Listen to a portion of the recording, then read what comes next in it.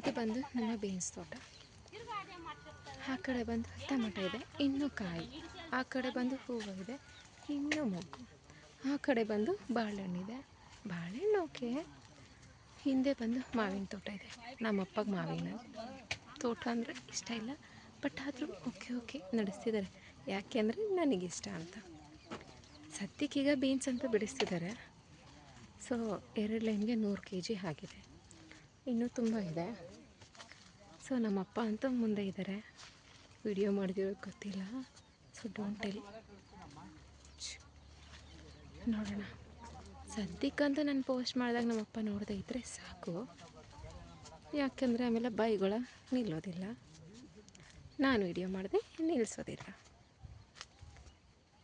So ನೋಡೋಣ, ಬೈತಾರೋ ಏನು ಮಾಡ್ತಾರೋ.